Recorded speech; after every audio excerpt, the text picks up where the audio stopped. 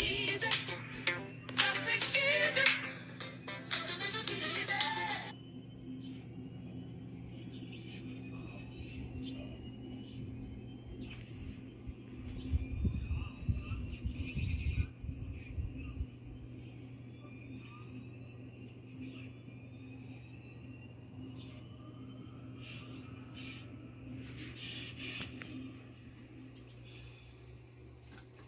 Think I'm gonna stick to my scissors.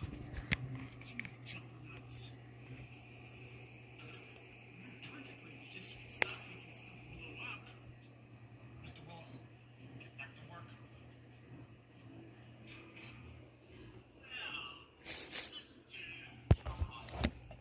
Yes, Tom, how are you? Great, Mr. Willis. What brings you down here? Well, I'm just doing my monthly check-in to see what all my money is paying for. Do you have anything good? Solar-powered scissors. What? Barry Melch. Yes, I know Belch. Belch. What are you yapping about? Oh, I just wanted to show you solar-powered scissors. Solar-powered scissors? Seriously, Belch, it's called Epic Industries, not as seen on TV Industries. Oh, I think if you get back to work, we'll clean something. That's what lab assistants do, isn't it? Yes, sir. So, what do you have for me, Tom? And please don't tell me a solar-powered spatula.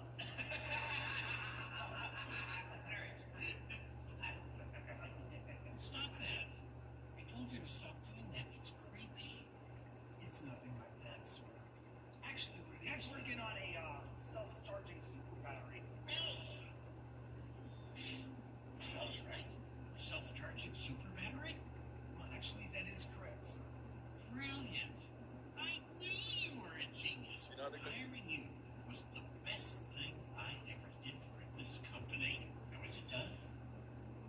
Almost. There's just a few minor overheating issues. Great. I have an investor from Japan that's coming on Monday, and I'm going to bring him by for a demonstration. Monday? Don't mess this up. I'll see you on Monday. Don't. Monday.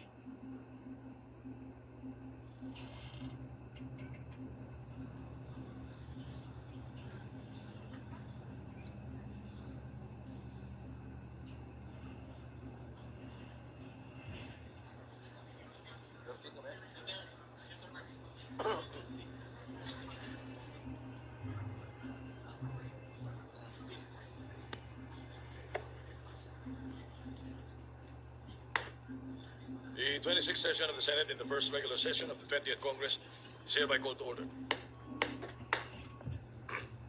Senator Ronald De La Rosa will lead the chamber in prayer. In the name of the Father, of the Son, and the Holy Spirit. Senator Ronald De La Rosa will lead the chamber in prayer. In the name of the Father, of the Son, and the Holy Spirit. Almighty God, we thank you for the gift of service to our nation. Today, we hold on to the promise of the Psalm. God is with us. Help us, Lord, to keep our eyes and hearts fixed on you. Equip us with your courage so that we are not weighed down by corruption, political division, or despair. Strengthen us to proclaim truth, to uphold justice, and above all, to show compassion. Our people now face a loss of trust in their leaders. Grant us wisdom, Father, to craft laws that remind them not of our positions, but only of your presence. May this Senate be a place of light, where only your goodness and mercy reign. You, O Lord, are with us. You are with the commuters, the fisherfolk, the farmers, the daily wage earners, the youth. You are especially with the lost, the least, and the last. May their calls for justice and cries for help always steer us into action. Give us so that all we do may be reflections of your redeeming love. In everything, may there be less of us and more of you. We ask this through Christ our Lord. Amen. Amen. The Father, the Son, the Holy Spirit. The Secretary will please call the roll. Roll call of members. The Honorable Senator Aquino. Senator Cayetano Alan, Senator Cayetano Pia, Senator De La Rosa, Senator Ejercito, Senator Escudero, Senator Estrada, Senator Gatchalian, Senator Go, Senator Ontiveros, Senator Lacson, Senator Lapid, Senator Legarda, Senator Marcoleta, Senator Marcos, Senator Padilla, Senator Pangilinan, Senator Tulfo Erwin, Senator Tulfo Rafi, Senator Villanueva, Senator Villar Canil, Senator Villar Mark, Senator Zubiri. The Senate President is present. With 18 senators present, the chair declares the presence of a quorum. Majority Leader? Thank you, Mr. President. Mr. President, we have several guests in the gallery before we take up our business for the day. We have with us my guests from my district of and town of Dangcagan, Bukidnon, Honorable Mark Vincent Dandasan and his lovely wife, Barangay Councilor Rosalie Dandasan, is with us together with the LGU staff of the municipality of Dangcagan, Bukidnon. We also have with us, Mr. President, guests of Senator Bam Aquino. These are the ECPC Philippines, headed by Michael Conan Di Mabayaw and Leonardo Hernandez, as well as Miss Philippines Earth, Miss Joy Barcoma, also guest of Senator Bam Aquino. And we have with us guest of Senator Ontiveros, Miss Furlane Mata Mostoles, the first runner-up of Miss Freedom of the World, together with Lady Lindbergh Mostoles, and guest of Senator Kiko Pangilinan, Mayor June Sumbo of Malapatan, Sarangani, and we also have a guest of the Senate. These are students and faculty of UP Los Baños, my alma mater. Are they here today? Department of Social Development Services and College of Human Ecology. May we welcome them, Mr. President. Thank you very much, Majority Leader. We'd like to welcome all the guests that were mentioned by our Majority Leader. Welcome to the Senate. Perhaps you would like to introduce the two beauty queens to Senator Sherwin Gatchalian. Actually, that's an ongoing request of his staff, Mr. President, if we can find him a date, because without that, they go home at midnight every night.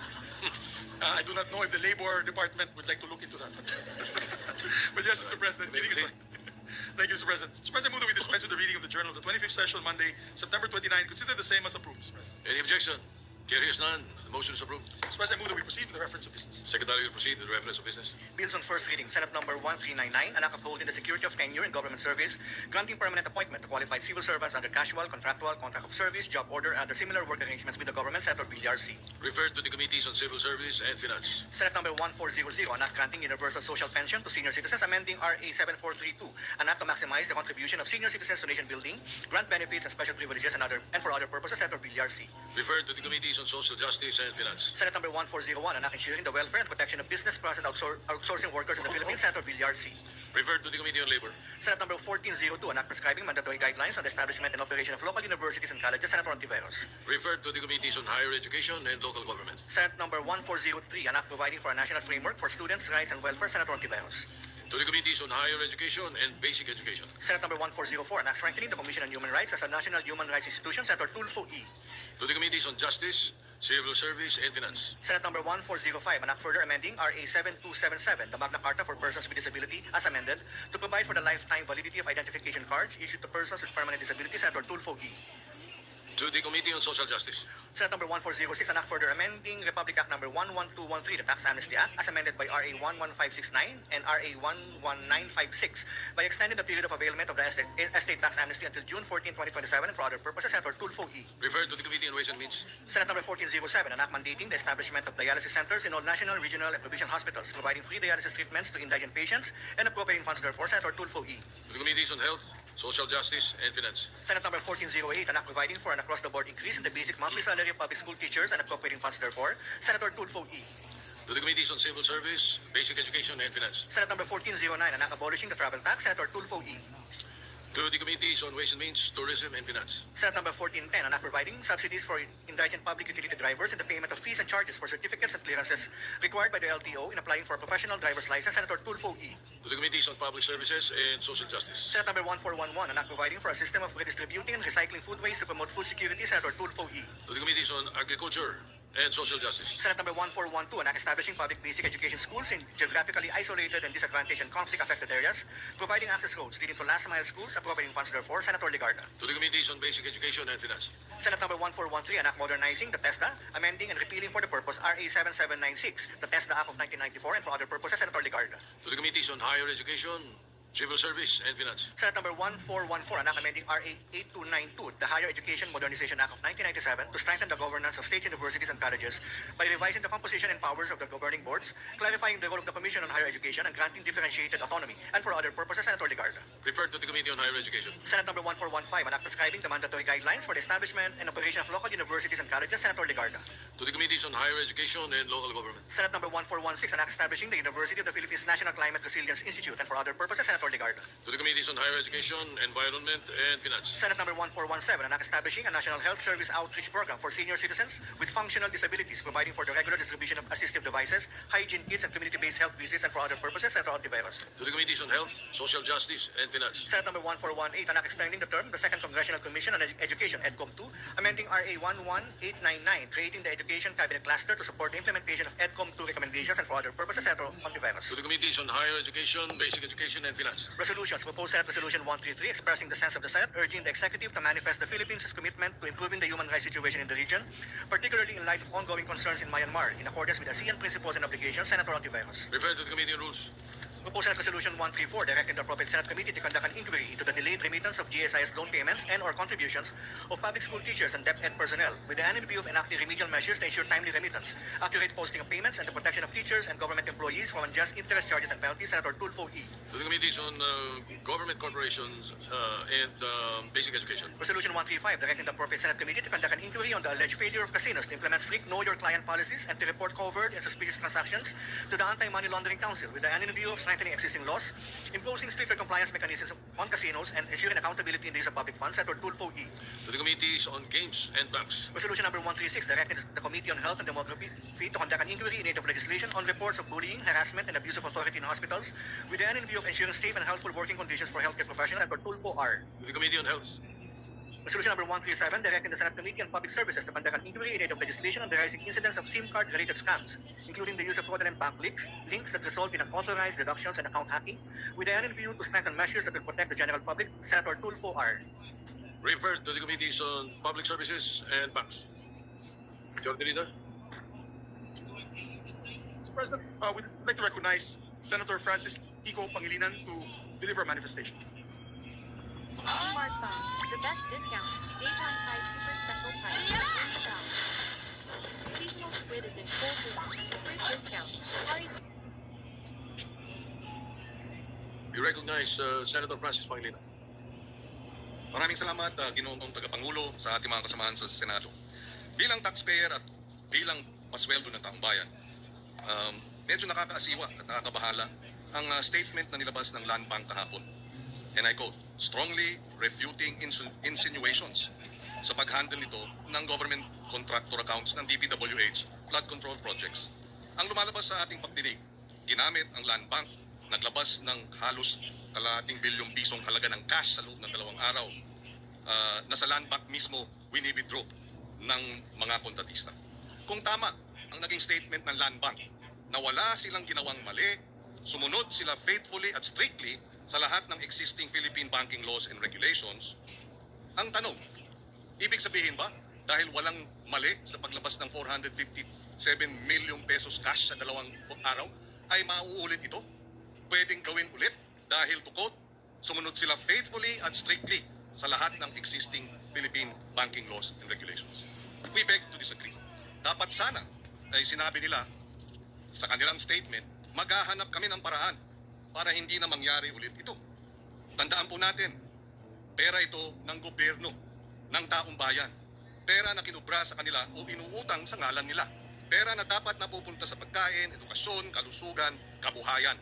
Hinihiling ko lang sa Land Bank at sa sino mang nag-draft ng statement nila at sa lahat, sa ating lahat na pinapasweldo ng taong bayan na magkaroon ng mindset na para sa tao, para sa Pilipino. Naialay ang araw-araw na gawain ang bawat pisong pumapasok at lumalabas sa government banks sa Pilipino, sa mga kababayan natin. Sa gitna ng galit ng ating mga kababayan sa nangyari sa kanilang pondo, maano ba namang magsabi, we will find ways of doing things better. We will review our protocols to be able to flag possible dubious transactions, etc. Imbis na ipagmalaki na sinunod nila ang lahat ng batas, maano ba namang magsabi, given our expertise and 62 years of experience in handling government funds, we will help review the laws, particularly on anti-money laundering and especially if they involve government contractors. Your commitment to the highest standards, itong statement nila, to the highest standards of integrity, regulatory compliance, and public trust demands this. Otherwise, yung deklarasyon ay empty. Ika nga. It is not enough to do bad. It is not enough to not do bad, rather, but we must not stand idly by while bad is happening or while bad is already being exposed to everyone. Pakiusap po ito. Please, Land Bank, let us do better for our people. Salamat, Mr. President, for this manifestation. Majority Leader.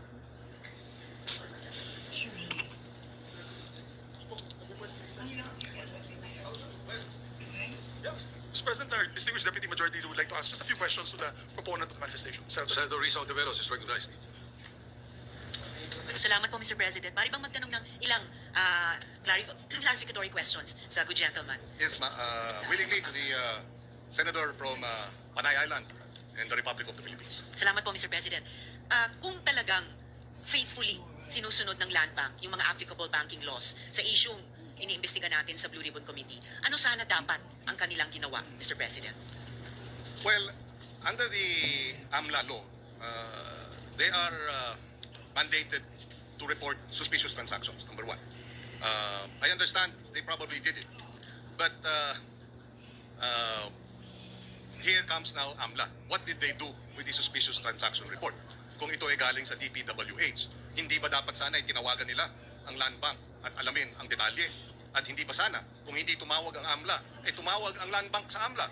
Paano ba namin, ano ba ang dapat gawin dito? 457 million cash ang winidraw galing sa pondo ng DPWH. So may mga paraan na pwedeng kumilos.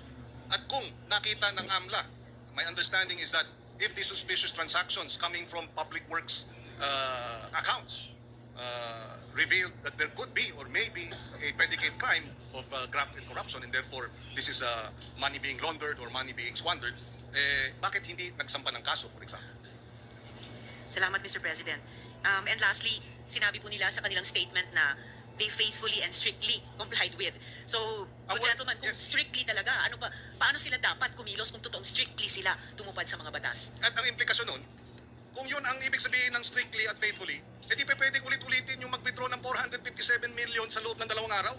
Is that the implication? Is that what they're trying to say in this case? Hindi naman po siguro. And that's why I find it very disturbing, to say the least, that they would say after. Maybe they are afraid of liabilities. Maybe they are afraid that they may have had negligent behavior or conduct and therefore would not want to own up. But now is the time to own up. Now is the time to have the truth out. Kung sila ay nagkulang, aminin nilang nagkulang sila para hindi na maulit ito. Pero kung sasabihin nilang, we followed strictly all regulations, allow me to quote very quickly. Yes, Mr. President.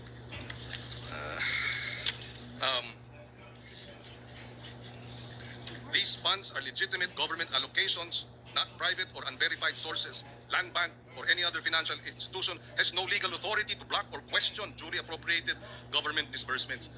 This is all very legalese.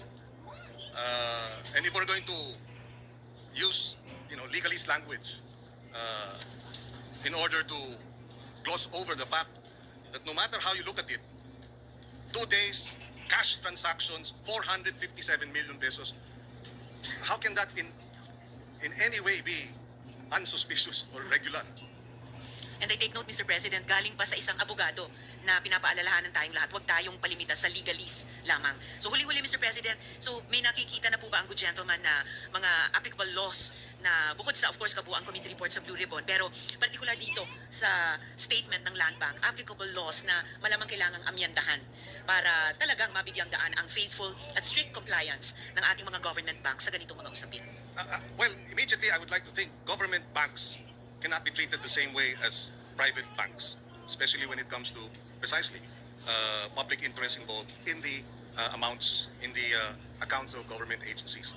So there has to be a different set of rules and regulations covering government banks such as the Land Bank of the Philippines or the DBP. Now, as to the specifics as to what these provisions of law, amending the AMLA perhaps, is concerned, we can look into that. But clearly, we cannot allow government banking institutions to have the same set of rules and regulations as we would have private banking entities and corporations. Maraming salamat, good gentleman at Mr. President. Totoong dapat ang mga government entities ay higit pa na accountable. No? Of course, there's accountability from private sector, civil society, pero kapantay at higit pa doon mula sa mga government institutions. Maraming salamat po. Maraming salamat at thank you, Mr. President. Thank you, Majority Leader. Yes, our distinguished colleague, Senator Rafi Tulfo would like to recognize. Rafi Tulfo, Senator Rafi Tulfo is recognized. Thank you, Mr. President. Would the good senator from Pampanga allow me to ask one question? Yes, willingly to the gentleman from Isabela and Isabel and Davao. Mr. President, thank you. Just one question, Mr. President. According to report, most land banks parati raw pong kinukulang ng cash dahil malakas ang palabas na cash flow. And sabi ng mga kakilala ko, at marami sa ating nakakalam nito, to avoid having to request from BSP cash supply, they tap other nearby banks for cash supply assistance. What regulatory measures ang meron ang BSP para hindi na sila malusutan? Aware po kayo dito, Mr. President? Ito nangyari na palaging nagkukulang ng cash. Narinig ko rin yan. If I'm not mistaken, just recently the Bangko Sentral issued a memorandum circular na ipinagbabawal na ang cash releases if it's more than $500,000 pesos dapat check na attack. No? And they did that after the first or the hearing or the second or the third hearing of the Blue Ribbon Committee. Pwede naman pala. Kaya naman palang gawin na mag-issue ng ganung klaseng circular para mahigpitan pa itong pag-release ng cash transactions ng government banks. Hindi kaya, Mr. President, kaya kinukulang ng cash ang mga land bank dahil dito po nag-withdraw yung karamihan ng mga contractor, mga taga-DPWH, bulto-bulto na Well, base doon sa salaysay ni Ms. Sally Santos, yun ang nangyari. Sinabi niya ay idineposito sa kanyang account ng DPWH at ang utos ay i-withdraw at dalihin sa district engineer. In fact, if I recall correctly, yung cash na nakita dun sa mga larawan, sa mga picture, yung limpak-limpak na salapi na nakapatong dun sa lamesa, galing yun sa land bank. Kawi-withdraw at dineliver nga dito sa opisina kung saan nilapag ng Public Works District Engineer yung cash. Maraming salamat po, Mr. President. That's all. Thank you po. Thank you, Mr. President. Thank you, Senator Rafi.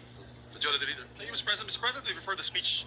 I move to refer the speech of the good gentleman to the Committee on Banks and Financial Institutions to include all interpellations as well. Any objection? Hearing none, the manifestation speech of Senator Pangilinan is referred to the Committee on Banks. We recognize, Mr. President, Senator Jingo Estrada. Senator Jingo Estrada is recognized. Thank you, Mr. President. Mr. President, just an inquiry, Mr. President.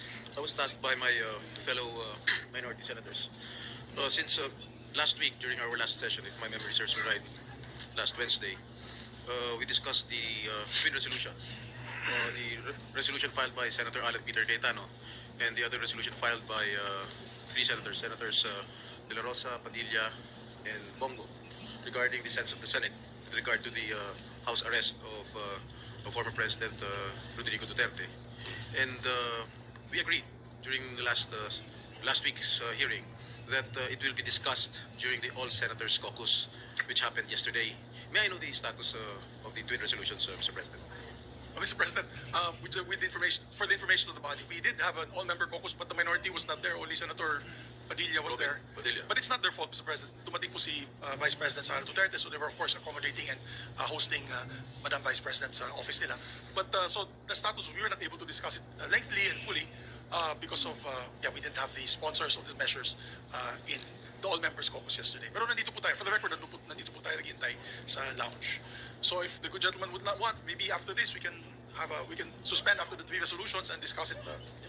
We are more than willing to discuss it, Mr. President. Okay. So yun na lang po, Mr. President. We can discuss it later on after the business of the day. Yes, if the body so desires, we can conduct a caucus after the business at hand. Thank you, Mr. President. Mr. President, we have three items of the day. We have two resolutions, simple resolutions, and one ratification that hopefully we can approve on second reading. But for the two resolutions, we have an additional reference of business, so I move for the additional reference of business, Mr. President, so we can take up the resolutions. The additional, is it contained in the additional reference of business? Majority Leader, Yes, sir. You need 16 votes for that Ano, particular... bukas pa po yung ratification second reading? for the second reading lang po. Okay, okay. But I believe the gentleman from Nueva Ecija, Camarines Norte, and Mindanao would like to be recognized. Senator Robin Padilla is recognized. Maraming salamat po, Ginoong Pangulo, at sa ating pinunong mayorya. Gusto ko lamang pong sundan yung kahilingan po ng ating mahal na kapatid at Senador Jingo Estrada patungkol po sa kahilingan namin, sa resolusyon po namin patungkol po kay dating Pangulo Rodrigo Roa Duterte. At gusto ko lamang din pong kunin po ang atensyon ng ating mga kasama na kami po kasi ay nangangamba kasi meron po mga usap-usapan na yung dating pong senador na si Antonio Trillanes ay nagpunta daw po sa The Hague at ang pinaniniwalaan po ng karamihan ay siya po ay nagpunta mismo sa kulungan ni dating Pangulong Rodrigo Roa Duterte. Nais lang po sana namin itong malinawan dahil matagal po akong nakulong sa Bilibid. Hindi po kailanman na meron pong pupunta na tao na hindi mo gustong makita. Yun po, tatanungin ka muna ng gwardya kung gusto mo bang makita itong taong ito. Yun lamang po, gusto lamang po namin malinawan kasi meron na pong matinding sakit si Tatay Digong. Sa kasalukuyan po, siya po ay meron ng tinatawag nating early signs of dementia. Kaya sana lang po, malinawan po namin to. Maraming salamat po, Ginoong Pangulo. Majority Leader. Thank you very much, Mr. President. We take note of the manifestation. Very good, colleague. So, Mr. President, I move that we proceed with the reference of business. Additional reference of business. The Secretary will proceed with the reference of business. Additional reference of business bills on first reading. Senate number 1419, an act consolidating all performance measurement tools and reward system for all local government units by institutionalizing culture of meritocracy in the Philippines, amending certain provisions of RA 11292, the Seal of Good Local Governance Act of 2019, and for other purposes. Senator Villar M. Referred to the Committees on Local Government and Finance. Senate number 1420, an act mandating the inclusion of social awareness and social responsibilities as part of the curriculum in all senior high schools. Senator Villar M. Referred to the Committee on Basic Education. Senate number 1421, an act mandating the integration of the National Building Code of the Philippines under RA 6541, an act to ordain and institute the National Building Code of the Philippines as a major subject in the curriculum of the Bachelor of Science degree programs in civil engineering, mechanical engineering, electrical engineering, sanitary engineering, electronic engineering, and architecture, and its inclusion as a topic in the licensure examinations for these professions. Senator Villar M. To the Committees on Higher Education and Civil Service. Senate number 1422, an act promoting integrated urban agriculture in urban areas nationwide to address food security and appropriating funds therefore. Senator Villar M. To the Committees on Agriculture and Finance. Senate number 1423, an act establishing nursing homes for senior citizens at the provincial and city levels, providing for funding, setting standards, ensuring personal training, promoting community participation, and for other purposes. Senator Ontiveros. To the Committees on Social Justice, Local Government and Finance. Senate number 1424, an act integrating the study of West Philippine Sea in the curricula of all public and private basic education institutions. Senator Estrada. To the Committees on Basic Education and Finance. Senate number 1426, an act establishing the Philippine Professional Standards and Quality Assurance System. Senator Ligarda.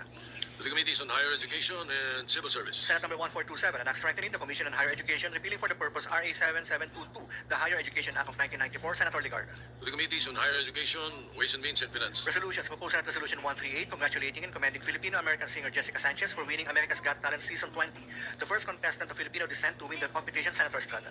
To the Committee on Rules. Proposed Senate Resolution 140, expressing the sense of the Senate in celebrating the robust interparliamentary relations between the Senate of the Philippines and the National Assembly of Hungary, and honoring the steadfast leadership of its distinguished speaker, the Honorable Laszlo Kover. Senator Zubiri. To the Committee on Rules. Majority Leader. Thank you, Mr. President. Mr. President, I move that we consider proposed resolution number 140. This is a resolution honoring Philippines-Hungary parliamentary ties and Speaker Laszlo Kover. I so move, Mr. President. Is there an objection? Hearing none, the consideration of proposed Senate Resolution 140 is in order. Secretary is directed to read the title of the resolution. Resolution expressing the sense of the Senate in celebrating the robust interparliamentary relations between the Senate of the Philippines and the National Assembly of Hungary, and honoring the steadfast leadership of its distinguished speaker, the Honorable Laszlo Kover. Mr. President, may I be recognized to sponsor the motions?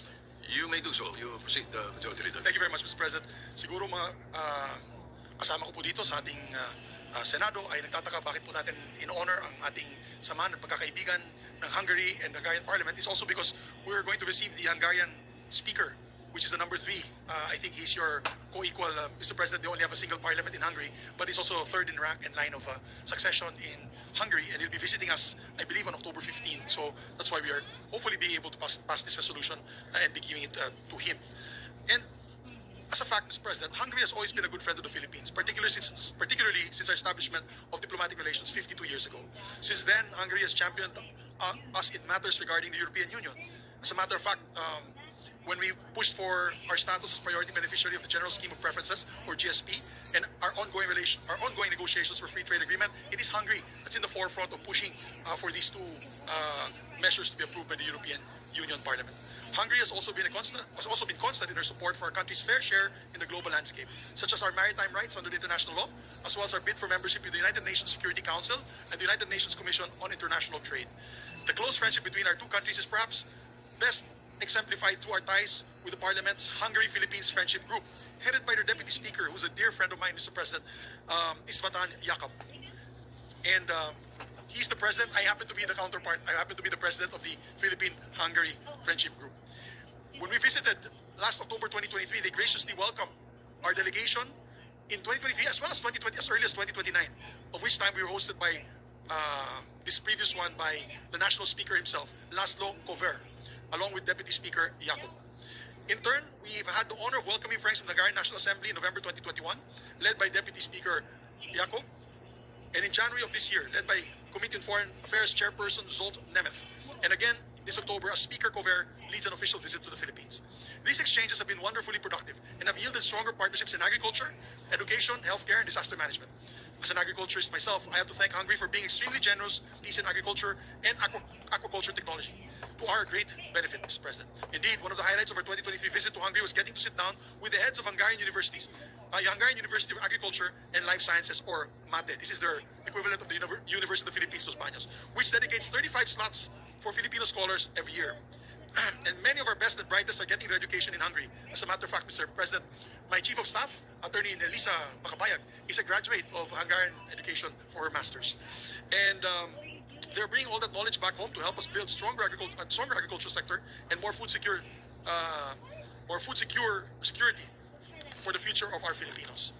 To top that, during our meeting with the Hungarian cabinet officials in 2023, we learned that they have allotted 20,000 jobs to Filipino workers in their agricultural and IT industries. Let me repeat that, Mr. President. Hungary allotted 20,000 Filipino jobs in their agricultural and IT industries. They love the Filipinos in Hungary because Hungary happens to be also a very Catholic country. Many people don't know that, they're quite religious. They believe in family values. Kaya pagpunta po ng ating mga kababayan dun sa Hungary, fit na fit po sila sa sistema at sa kultura ng mga Hungarian. So that's why they love the Filipinos. We're the only country that they've given that large of allotment of workers. Hungary has truly given us their full support from education to employment. And I have every faith that the upcoming visit of the delegation led by Speaker Kover will further strengthen the ties between our two countries, built upon 52 years of friendship and building towards an even more robust future of bilateral cooperation. To celebrate this friendship, we'll be presenting the Senate resolution to Speaker Kover during his parliamentary visit here in the Senate on October 15. In line with this, I would like to invite all our colleagues to a luncheon reception on the same day for the entire Hungarian delegation. So once again, Mr. President, maraming salamat.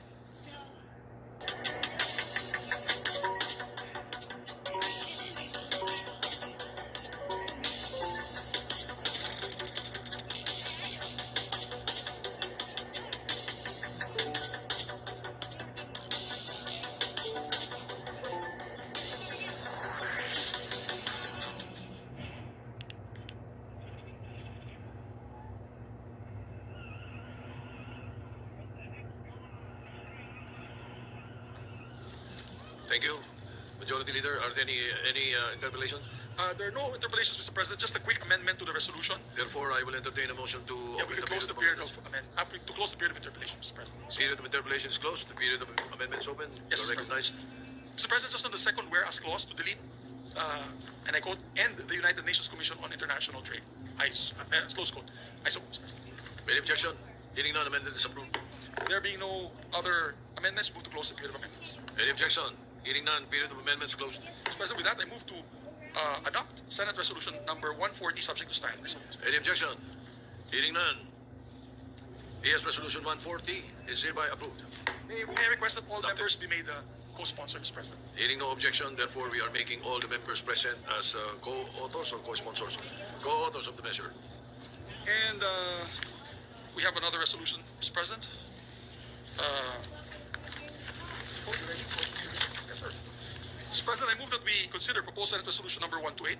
This is a resolution commemorating the 115th birthday anniversary of Wenceslao Vinsons. I so move, Mr. President. Any objection? Hearing none, consideration of PS 128 is approved. Majority Leader. I would ask the Secretary, Mr. President, to read. I move that we consider the proposed Senate resolution and ask the Secretary to read. Yes, the Secretary will read the measure, will read the title of the measure. Resolution commemorating the 115th birth anniversary of Wenceslao Q. Vincents and honoring him as a perpetual symbol of hope and youthful leadership in the struggle against poverty, inequality, and corruption. Every time we approve this, every time we call on the resolution and we ask the Secretary to read the title of the measure, it is inherent in that the content of the resolution is hereby inserted into the records of the Senate. Yes. All right, Majority Leader. Thank you, Mr. President. Mr. President, I move that we recognize our distinguished colleague from Pampanga, Quezon City, and Cavite, no other than Senator Francis Kiko Pangilinan, to sponsor the measure. Senator Francis Pangilinan is recognized. Thank you, Mr. President. Thank you, Majority Leader, distinguished colleagues. I rise to sponsor Senate Resolution number 128 to commemorate the 115th birth anniversary of Wenceslao Vincents. Before I proceed, Mr. President, I'd like to place on record that the following are here with us as members of the family of Wenceslao Q. Vincents from Camarines Norte, namely Councilors Wenceslao Vincents III, Councilor Joseph Justin Vincents, and Mr. John Vincents de Guzman. Mr. President, colleagues, ladies and gentlemen, it is with pride and pleasure that I rise before you today to sponsor Senate Resolution 128 and give tribute to World War II hero and martyr Wenceslao Q. Vincents. Our resolution seeks to remember his birth and his life. Karangalan para sa akin ang sponsor ang Senate Resolution na ito na naglalayong gunitain ang ika-115 birth anniversary ni Wenceslao Vincents dahil siya ang OG na aktivista. Aktivista bago pa ang World War II. Itinuturing ko rin siyang kapatid, hindi lamang sa aming kapatiran na Upsilon Sigma Phi sa pamantasan ng Pilipinas, kundi kapatid din sa pakikibaka. Yesterday, his hometown, Indan, now named after him, celebrated this happy occasion. Taglay ng kanyang bayan ang kanyang pangalan at alaala. Itong resolusyon ay para muling ipagdiwang ang diwa ng kanyang nakakabilib na buhay. Pambihira si Bintao, o sa salita ng kabataang Gen Z, he is fire. Valedictorian nung high school, magaling na debater sa UP Law, champion orator, number 3 sa bar exams. Sa edad na 22, sa kanyang Malaysia Irredenta, nanawagan siya sa lahat ng lahing Malay na magkaisa laban sa rehimeng kolonyal. Ganyang kalawak ang kanyang pananaw. Tulad na nabanggit ko kanina, naalala ko si Bintao bilang ama ng aktivismo ng mga mag-aaral, the father of student activism in the Philippines. Dahil noong 1930s, sinubukan ng mga mambabatas na itaas ang sariling mga sweldo at nanguna si Bintao sa mga estudyanteng lumabas sa mga lansangan para tutulan ito. Sa panahong mas madali ang tumahimik, naglakas loob siyang magsalita. Sa mga protesta nitong nakarang mga araw tungkol sa flood control scam, parang boses din ni Bintao ang isinisigaw ng mga nagpoprotesta. Hindi pwedeng manahimik, pakikipagsabwatan ang pananahimik. Sa salita ni Bintao noong kinukumbinsi siya ng asawa niya na huwag nang labanan ang mga mananakop na hapon, sabi niya, "If I stay silent, they will still come. If I kneel, our children will grow up slaves. It is better they remember their father stood, even if he must fall." Si Wenceslao Bintao Vincents din ang pinakabatang delegado sa 1934 Constitutional Convention. Later, naging gobernador ng Camarines Sur at naging assemblyman ng nasabing lalawigan. Nang dumating ang ikalawang digmaang pandaigdig, pwede sana siyang manatili sa Maynila, ang sentro ng kapangyarihan. Sa halip, umuwi siya sa bayang tinubuan para organisahin ang isa sa mga unang kilusang gerilya sa Luzon. Tinipon niya ang mga kababayan niyang mga magsasaka na may polo, mga estudyanteng may mga patpat, mga mangingisda na may mga lumang rifle, at binuo ang halos 3,000 guerrilla force sa Kabikulan. Hindi mga sundalo, hindi malalakas na armas. Sa ehemplo niya, itinuro niya na lakas ng loob ang pinakamalakas na armas. At dahil sa tapang niyang iyon, siya ay tinugis ng mga Hapon. Pinagtaksilan, nahuli, binugbog, pinahirapan, inalok ng ginhawa kung ipagkakanulo ang mga kasama. Pero tumanggi siya. Noong Hulyo 15, 1942, sa edad ng 31 anyos, bago siya barilin, sinabi pa niya, "Huwag matakot. Mamamatay tayo para sa ating bansa. Balang araw, magiging malaya ang ating mga anak." Kahapon, Vincent's Day, pinapaalala ng araw na ito at ng buhay ni Bintao na ang aktivismo ay pagmamahal sa bayan, na ang pamumuno ay hindi tungkol sa kita o poder, kundi sakripisyo at serbisyo, na ang kalayaan at mabuting pamamahala ay hindi kailanman ibinibigay, lagi itong ibinabaka o ipinaglalaban. Maaring may magtanong, Ano ang kinalaman ng isang kabataang Pilipino na nabuhay noong 1930s at 1940s sa ating mga digital natives na kabataan ng bagong milenyo? Ang sagot ko, lahat. Dahil sa panahong pwede nang magsulat, magpasya o manlinlang ang makina, social media, higit kailanman kailangan natin ang tapang, konsensya at pakikipagkapwa-tao. Huwag nating ipagkanulo ang alaala ni Bintao Vinsons. Tumindig tayo laban sa baha, hindi lamang ng tubig, kundi ng katiwalian. Dahil dalhin natin ang kanyang tapang sa ating mga silid-aralan, sa ating mga barangay, sa ating mga tanggapan, at oo, sa mga bulwagan ng Kongreso ng Senado. Tumindig si Wenceslao Bintao Vinsons, kapatid, gobernador, bayani, kahit kamantayan ang kabayaran ng kanyang pagtindig. Tunay siyang palagiang sagisag ng pag-asa, ng kalayaan, ng tapang ng kabataan. Tulad niya, harapin natin ang hamon ng kahirapan, di pagkapantay-pantay at korupsyon na siyang sumisira sa ating demokrasya. Naway tayo sa ating panahon ay tumindig din. Sa ating araw-araw na pakikibaka, mabuhay ang alaala ni Wenceslao Vinsons, mabuhay ang sambayang Pilipinas. Maraming salamat, Ginoong Pangulo, at sa ating mga kasamahan sa Senado. Mr. President, may the good gentleman answer just one question from this representation? Willingly to our majority leader. Go ahead. We open the period of interpellation. Go ahead. Mr. President, I just want to ask, is there a law already recognizing Wenceslao Vinsons? Because if there's none, I would suggest that we pass a working holiday, but a law. Meron na? There is a provincial ordinance, if I'm not mistaken, but there is no national law. So if the good gentleman, Mr. President, would like to spearhead one, I would love to be a co-author of that law. I think we should recognize him for his efforts. He was martyred in World War II because of his belief in freedom and of democracy, and his vigilance should be rewarded not just by mere resolutions in the Senate, not just by mere provincial resolutions. Kailangan tayo ng batas. In fact, Mr. President, for the information of our colleagues, when he was killed, together with him was his wife, two children, and his father. They were all killed by the Japanese invasion forces. I visited Vinsons in 1991, and the story goes that before he was killed, he was paraded on the streets. He was paraded on the streets of Vinsons, which was, I'm not sure if it was Vinsons before, I think it was Diet. Yes, the members of the family, the grandson, and he confirms that the story, Mr. President. I'm trying to recall the name of the mayor then, but that was 1991. I think the Wenceslao Vinsons III was not born yet. Anyway, I would be honored to be a co-author of this resolution, Your Honor.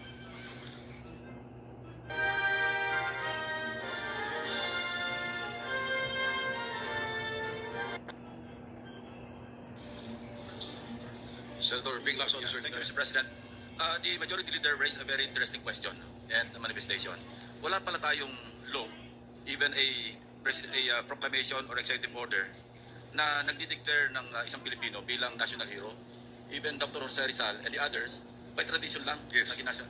Now, maybe we can initiate a legislative measure, establishing the parameters or classification on how to declare a Filipino to be a national hero.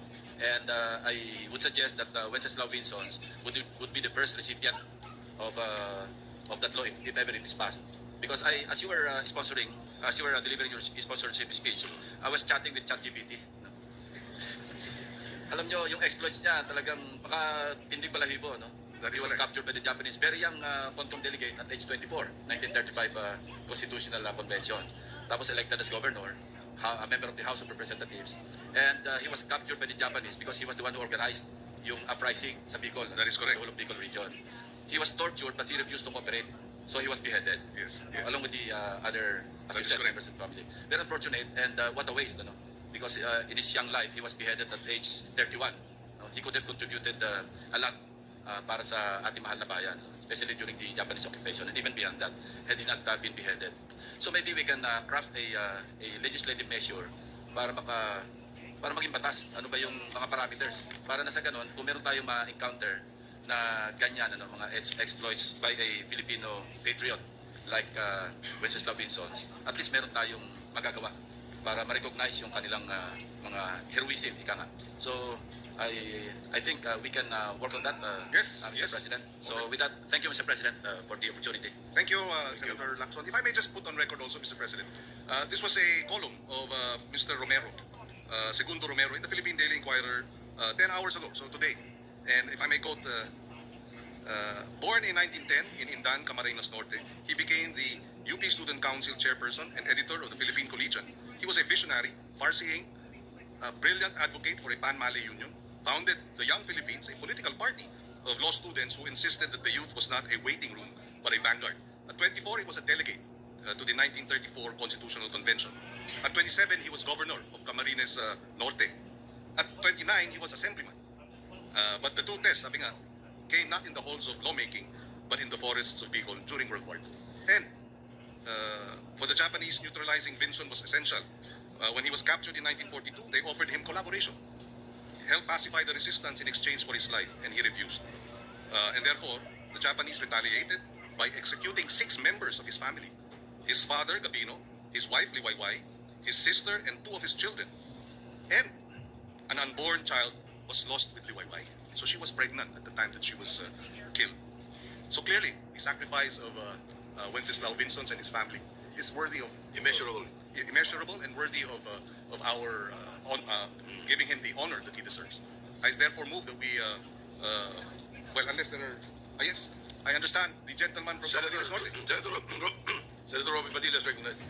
By the way, when was Wenceslao Vincent's governor of Camarines Norte? No? Norte, Not yes, Sur. correction. Yes, Camarines Norte. Okay. He was, what year was he governor? The age of 27. So if he was born, well, 1910, so that would have been 1937 when he was governor. All right, 1937, yes. When I visited in 1991, the governor of Camarines Norte was the father of Senator Robin Padilla. I'm willing to hear. And you were recognized. Maraming salamat po, Ginoong Pangulo, at sa ating pinunong mayorya. Gusto ko lamang pong magpasalamat sa ating bayani ng mga magsasaka, Senator Kiko Pangilinan, sa pagkilala po sa aming bayani sa Camarines Norte. Ang buong probinsya po ng Camarines Norte, kasama po ang pamilya ng aming bayani, ay nagpapasalamat po sa inyo sa pagkilala nyo po at sa pagtindig dito sa ating plenaryo upang bigyan po siya ng nararapat na pagkilala. At ganun din po sa ating pong mga kasamang senador, Senator Panfilo Lacson, Senator Mick Subiri, at sa ating pong Senate President, Senator Vicente Soto. Maraming salamat po sa inyo. Isa pong karangalan ang mapag-usapan po ang pangalan na yan dito, Wenceslao Vincent, sapagkat yan po ay aming pong bayani, aming pong kinikilala. Sa kanya pong pamumuno ay na-liberate niya po ang Gait at ang buong Camarines Norte noong panahon ng Hapon. At ang mga weapon lang po nila noon ay mga pana. So, talagang wala po silang masyadong armas. Pero sa tapang po, ay napa-atras po nila yung mga Hapon. Maraming salamat po ulit sa inyong lahat. Mr. President, with the permission of the majority leader, I move that we approve Senate Resolution number 128, and if the rest of the senators are willing to be co-authors. Yes, but there are no interpellation. There are no Yes, Mr. amendments. President, there's no interpellation from our members Or and no amendments. amendments as well, Mr. President. Yes. I move to adopt Senate Resolution number 128 with all members of the Senate as co-authors, Mr. President. Any objection? Hearing none, PS Resolution 128 is hereby adopted. Mr. President, maybe suspend for 1 minute so that we can just approach the family and have a picture. We would like to have a picture with us, Mr. President. Session is suspended.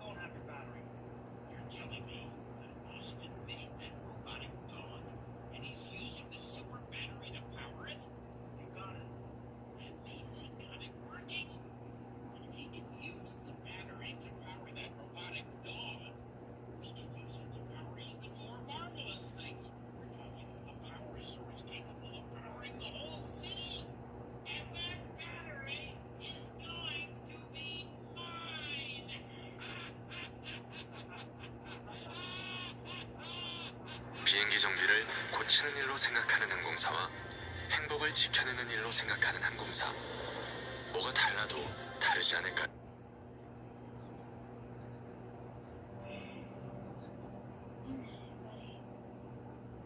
Was that the TV show?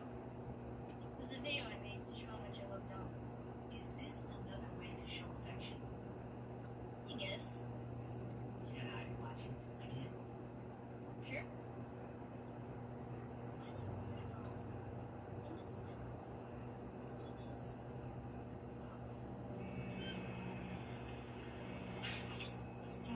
Someone's calling me. Who is calling me? Mr. Willis. Mr. Willis. This is Tom. Tommy boy. How can I help you with this hour? I'm calling with some good news. $1 million to our country. Resources that have significantly contributed to strengthening our justice system, enhancing the capacity of our law enforcement agencies, and advancing drug prevention programs. These initiatives have not only reinforced our institutions, but also provided vital support in our continuing struggle against the menace of illegal drugs. At the same time, Mr. President, we must carefully examine the supposed reimbursement to the United States for tax exemptions granted under the letter of agreement, a concern raised during the committee hearings on 11 September 2025. In addition, while we acknowledge this letter of agreement, we must ensure that from this point onward, the Department of Foreign Affairs submits treaties for Senate concurrence in a timely manner. We must ensure that our actions neither create an undue financial burden on our government nor set a precedent that may weaken the constitutional role of the Senate in concurring a treaty as enshrined under Article 7, Section 21 of the 1987 Constitution. With these considerations, Mr. President, I reiterate my support for the concurrence of this agreement, confident that it will continue to promote justice, law enforcement, and drug prevention, while also underscoring the importance of upholding our constitutional process. Mr. President, may the good lady from Ilocos Norte entertain some questions. Certainly, Mr. President, thank you very much. Senator Erwin Tulfo, the right Tulfo. Madam, Mr. President, distinguished colleague, some questions. Certainly, Mr. President, thank you very much. Senator Erwin Tulfo, the right Tulfo. Madam, Mr. President, distinguished colleague, the question now is, what is the nature of the agreement entered into between the United States and the Philippines on narcotics control and law enforcement on April 19, 2011? Does it fall under the category of an executive agreement, or does it assume the character of a treaty? Yes, as it turns out, the law is presently viewed as a treaty, hence it requires the concurrence of the Senate. When it was signed in 2011, it was assumed that it was a mere executive agreement and a simple bilateral arrangement not requiring a treaty. However, as laid down, in fact, it turns out that specifically under CREATE, as well as CREATE More, it is in fact a treaty endowing the beneficiaries, a tax exemption. And that is very clear and explicit under Section 32B5 of RA 12066, Create More. So that it is now necessary for us to concur in order to derive the benefits for PDEA, for the PNP, for DOJ, for DOH from the United States. They are also embarking upon a new project which requires a building and will entail quite a large expense in Palawan. And as a result, it is the first time they've actually invoked the tax exemption. Mr. President, distinguished colleague, though I manifest my support for this Philippine-U.S. letter of agreement, my question is the Philippines obliged to reimburse the United States in accordance with the tax exemption under the terms of the letter of agreement? Kasi po, Madam Chair, alam na po natin, medyo kulang tayo sa budget and kailangan po natin i-reimburse around $27 million. Medyo malaki-laki rin pong pera din po yun. I mean, $27 million na exemption sa ating bansa. No. As a matter of fact, all the expenses and the donations and grants given by the United States previously were subject to tax, but we will no longer be required to refund the United States government of those taxes. But moving forward into the future, we will be required to provide the sums in tax paid by the U.S. government by way of their tax exemption. Thank you, distinguished colleague. Mr. President, maraming salamat po. That's all. Maraming salamat. Si Senator Tulfo po ang nagtiyaga maghimay nitong tratado kasama ko. Kaya salamat po. Thank you very much, Mr. President.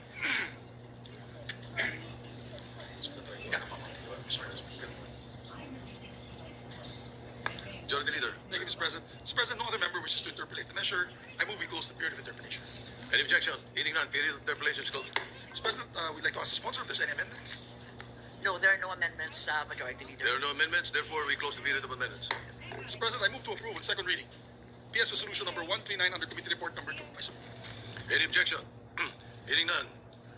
Proposed Senate Resolution 139 is hereby adopted, subject to style. And then tomorrow, Mr. President, we'll do the third reading roll call vote because we need 2/3 as this is being a treaty, Mr. President, for third reading. All right. So we will entertain a motion to suspend consideration. Yes, we move to suspend. Any objection? Hearing none. Consideration of the measure suspended. May I ask for a minute suspension, Mr. President? One Senate minute. I thought you wanted to go into a caucus. Correct, Mr. You want President. to do it now? I move for a 1 Senate minute. All right. Suspension. Session suspended for 1 Senate minute. Great friends? You're not great friends. You're nothing but a bunch of spare parts my dad took from some junk in the garage. Brought you over the bird, fooling people into thinking you're dumb. Well, guess what? You're not. You never will be. So stop trying so hard. Hey, Tyler. You're gonna hurt his feelings. Really hurt mine. Besides, he's just a robot. Have any feelings? Do you? Tyler, go to your room right now. I'm serious. Right now. Fine. Now. He didn't mean it, Roboduck. He's upset. Why don't you come inside? Okay?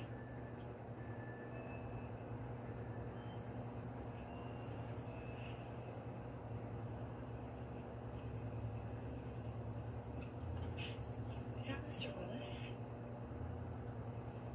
What are you doing here?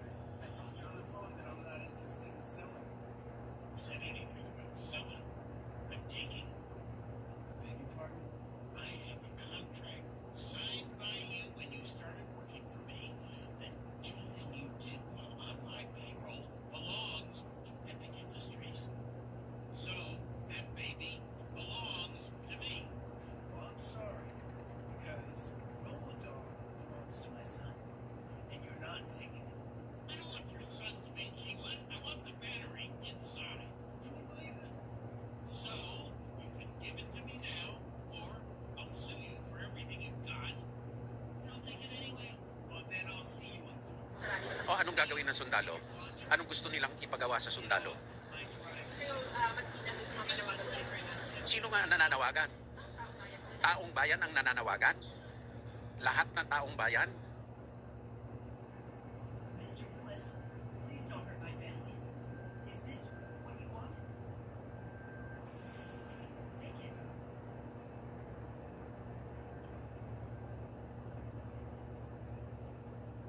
Robodog!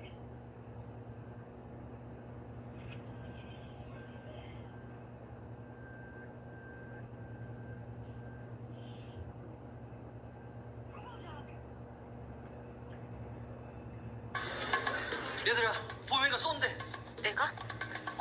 너 지갑을 두고 왔네. 아, 보영이 올 때 어떻게 왔어? Robodog, wake up! Robodog! Sorry about your dog. Nothing personal, just business. You'll understand someday.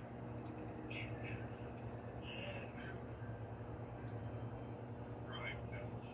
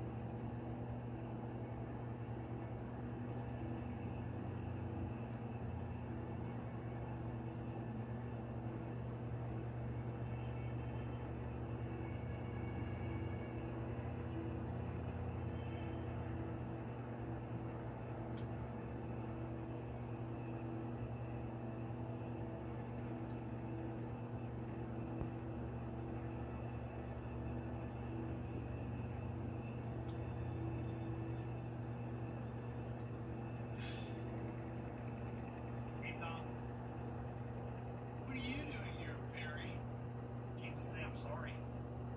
Really sorry for what I did. Feel real bad. Yeah, well, you should feel bad. You got a lot of nerve showing up here. It's just that Mr. Wills was yelling and calling me names, and I just never knew I'd feel so bad about helping him. I figured as much. He needs some help. Let's get about 25 car batteries in the pocket. No. You have this. Is it what I think it is? I don't know. Do you think it's a super battery? Yes, I do. Oh, sorry it's in pieces. Mr. Wills had a scientist look it apart. That's okay. That's okay. Because I can fix this. You, my friend. You are forgiven. Oh. Well, hey, let's get to work. Ow. Ow, Mary. I'm sorry. Should not have done that. Oh, my bad.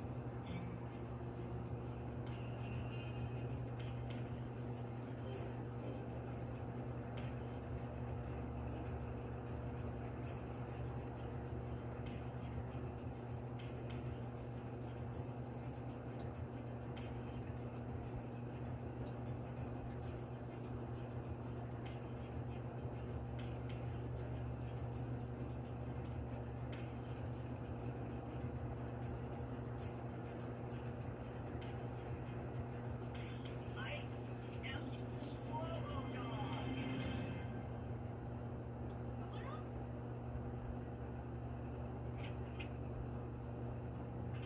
Did you fix him?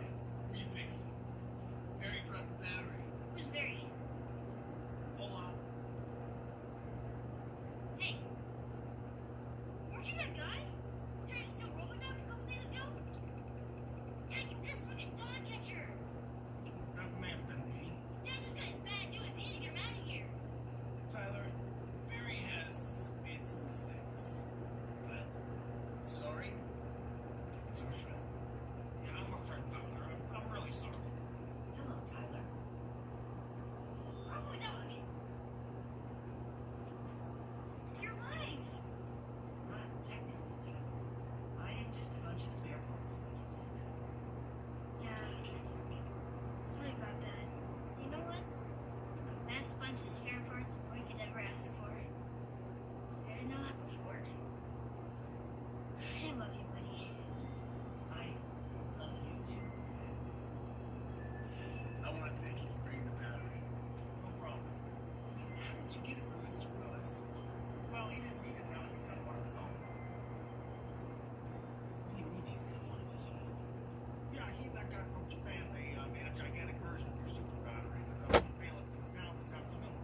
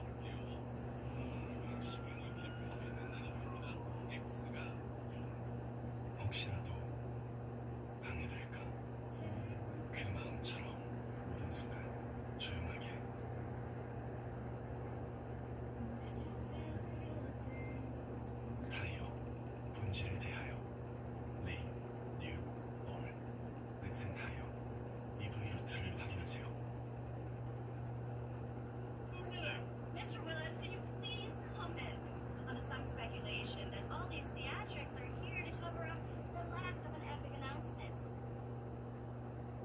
Well, my comment is they're gonna be eating those words. Because I speculate that this is gonna be the best news that you or anyone else here has ever heard. And now, I'm going to go in to meet the mayor.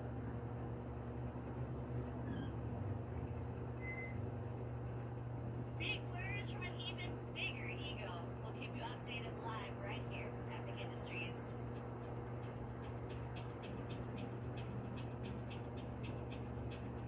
How are we gonna get in?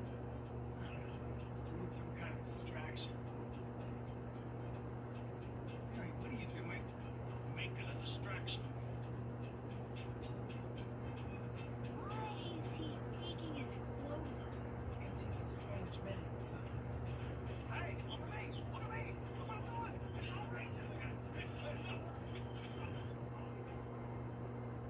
Also happens to be a genius. Let's go.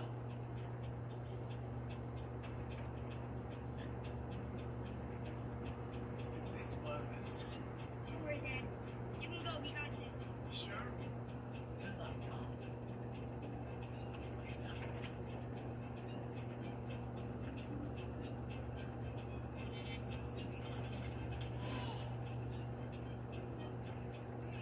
Is that you? Get over here. Hey, why are you running away from me? What's your problem? What are you not doing? Tyler, duck.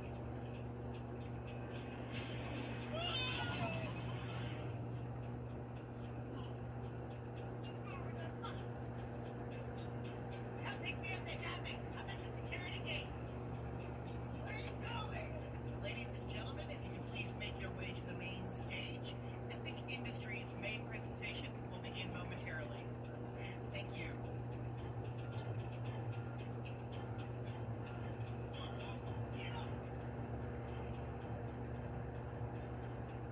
Hey, you kid! Come back here! Hey! I said you hey! You're gonna get him!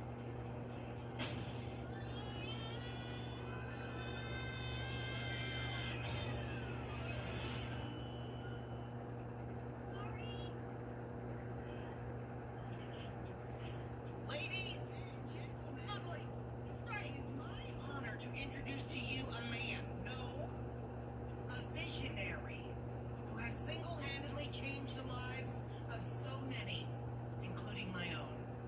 His business charm and savvy are unmatched by anybody I have ever known. Thank you. Thank you for that humbling speech, Jerome. We'll sit down.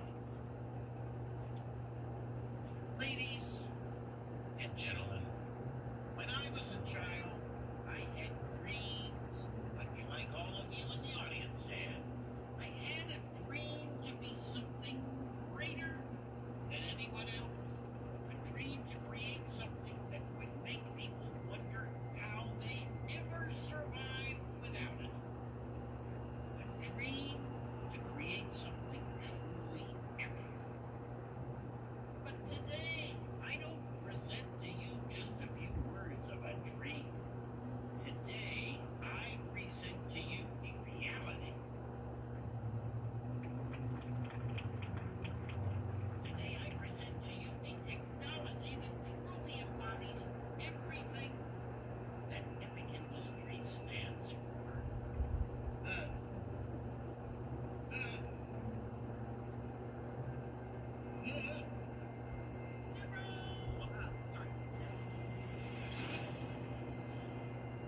The Epic Super Battery!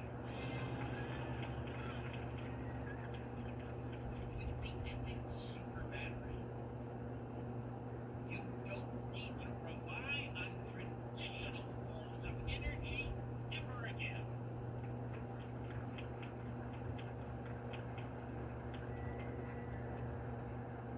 Mr. Mayor, would you have the honor of turning it on, please?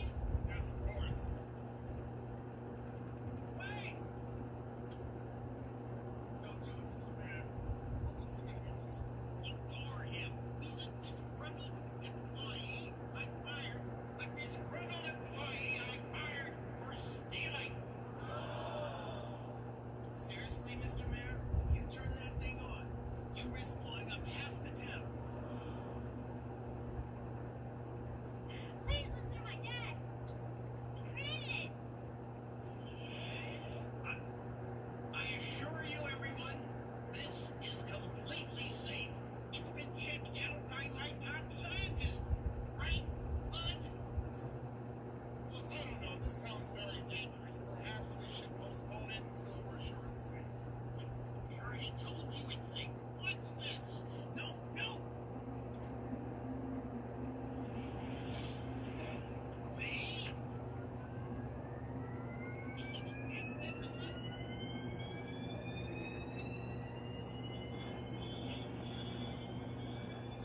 Everybody don't panic. Stay calm. That thing's gonna blow.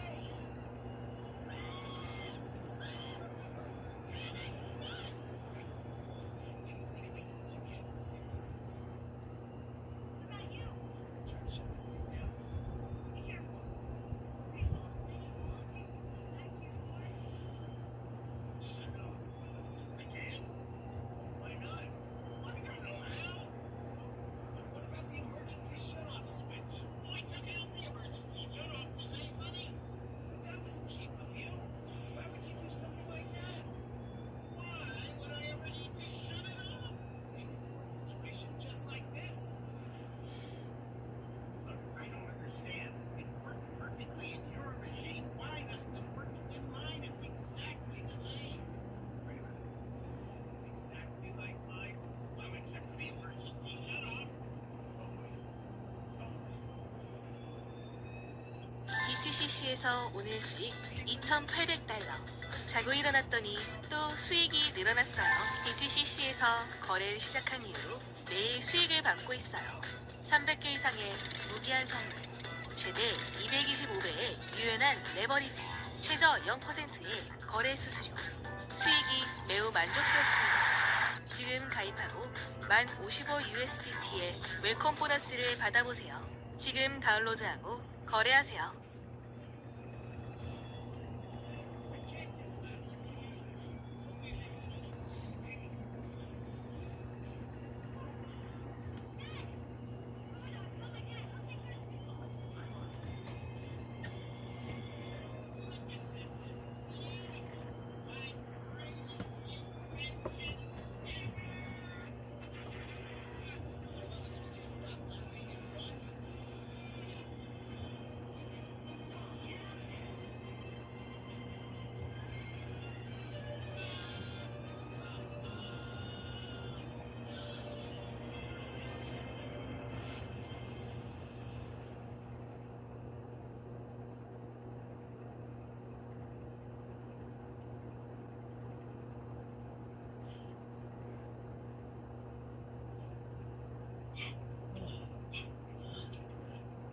Dad, are you okay? yeah, son. Are you okay? Yeah, I'm fine. Where's Robo?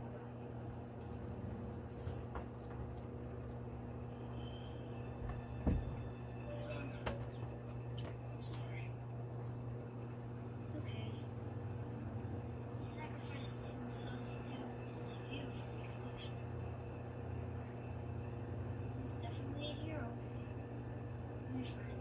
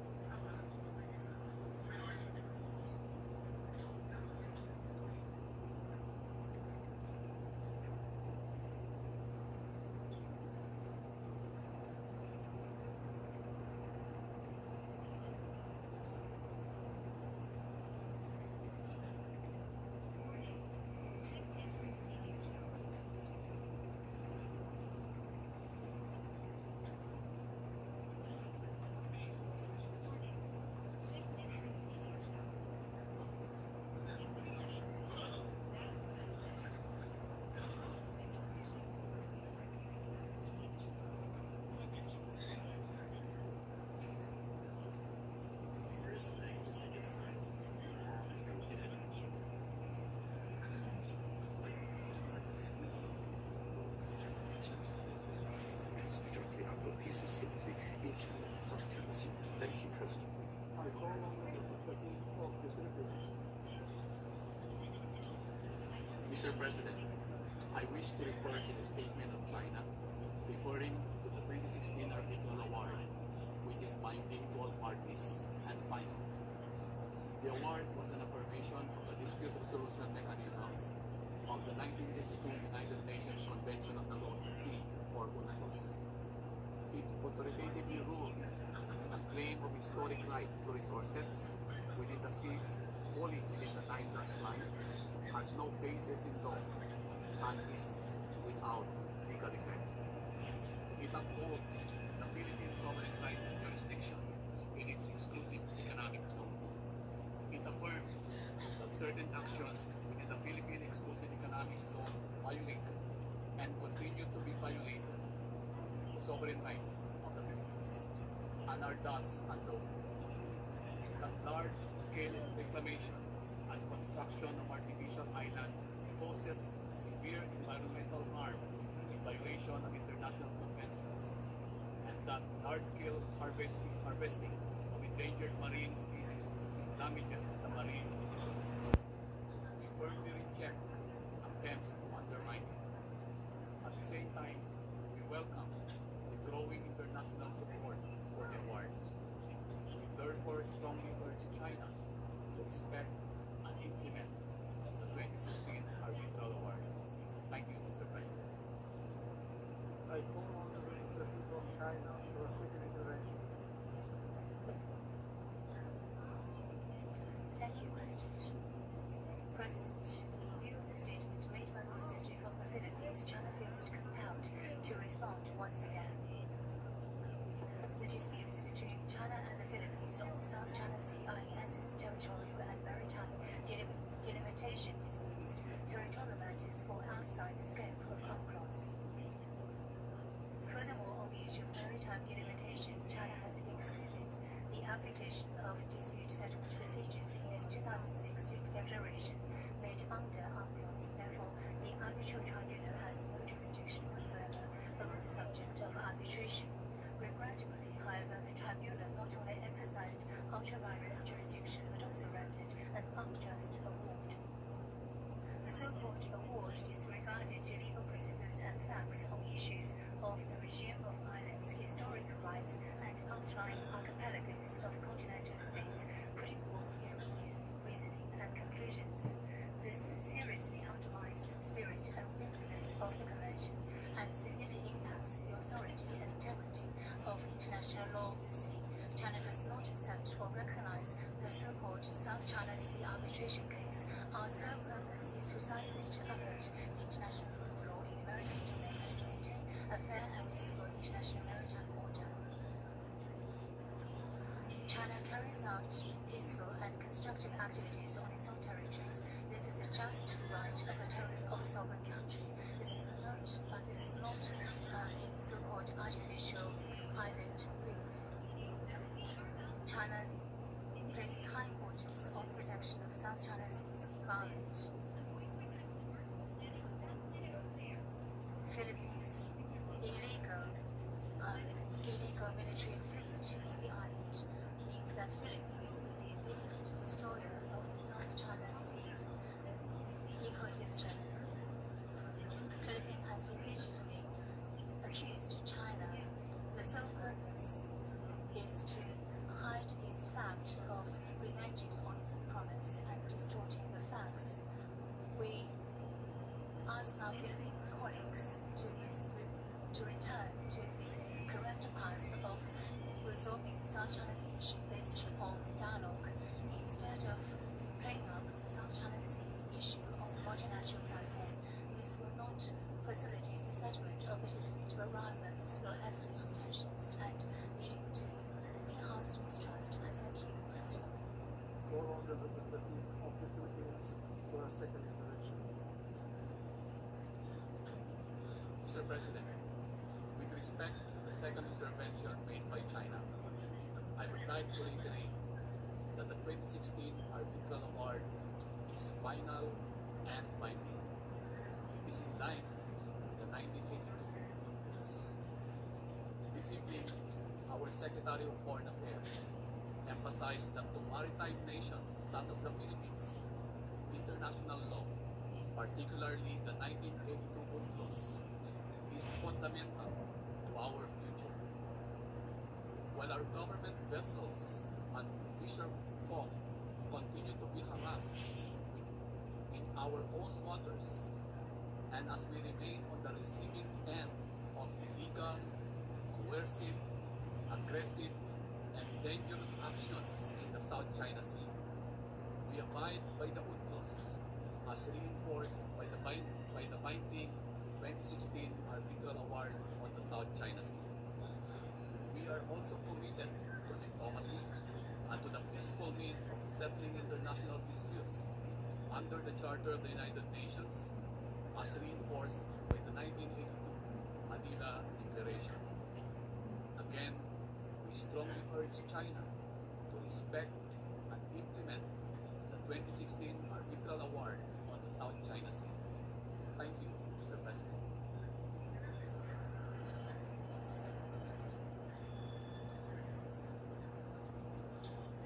Take at the worst moment, get fast relief with Nurofen Express. Get the best price on your next holiday. Session is resumed. Thank you, Mr. President. Majority Leader. Mr. President, we'd just like to recognize guests of Senator Lauren Legarda. He's a USD Graduate School of Law.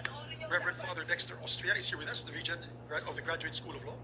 Together with Dean Jacqueline Lopez Cao, Assistant Professor Laini May Alñares, Attorney Gay Cortez Lopez, and spouse, Judge Rebecca Guillen Ubanya, and other support staff. They're here with us today. We also have Alñares, Attorney Gay Cortez Lopez, and spouse, Judge Rebecca Guillen Ubanya, and other support staff. They're here with us today. We also have a guest from the DOTR, Secretary Giovanni Lopez is here, Acting Secretary. Thank you. We welcome the guests to the Senate. Thank you. Mr. President, we're waiting for the list I gave to the Secretariat on the Committee on Ethics. May I have the list, my dear Secretariat, so we can finally constitute the committee. Mr. President, pursuant to Rule 10, Section 13 of the Rules of the Senate, I move to elect the following senators as members of the Committee on Ethics. Chairperson, Senator J.V. Ejercito. Members, Deputy Majority Leader Rizal Ontiveros, the part of the majority, Senator Erwin Tulfo, and Senator Kiko Pangilinan. And upon the instruction of the chairperson, I'd like to designate Senator Pangilinan as the vice chairman of the Senate Committee, the part of the majority. All right. Any objection? Hearing none. They are so elected. The part of the majority. Mr. President, with that, we have no other matters to take up today. I move that we adjourn session until 3 o'clock in the afternoon, Wednesday, October 1, 2025. Any objection? Hearing none. The session is adjourned until 3 o'clock in the afternoon of Wednesday, October 1st, 2025. Thank you very much, Mr. President. Mark the best discount. Daejeon Thai super special price. Ring the bell. Seasonal squid is in full bloom. Free discount. Harry's dance comes out on its own. Mordecai, that special price. Korean court. Otter Street Habit. Sio. The world always cheers customers with discounts that rock or a festive. I'm in descent.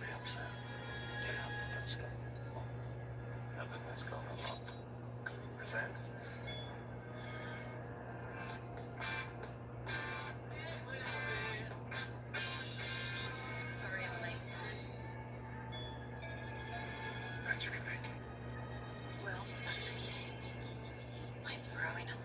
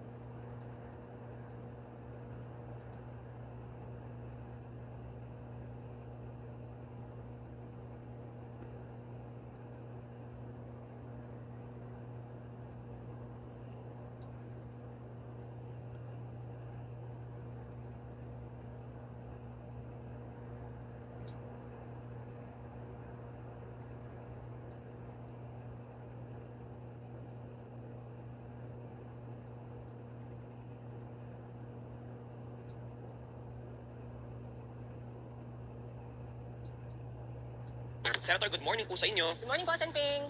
Yeah, magandang umaga, Victoria, Christian. Isang mapayapang linggo na umaga sa atin lahat. Kaya nga po, mapayapa. Thank you, sir, sa pagpapaunlak po. Sir, so naka-anim na hearings na po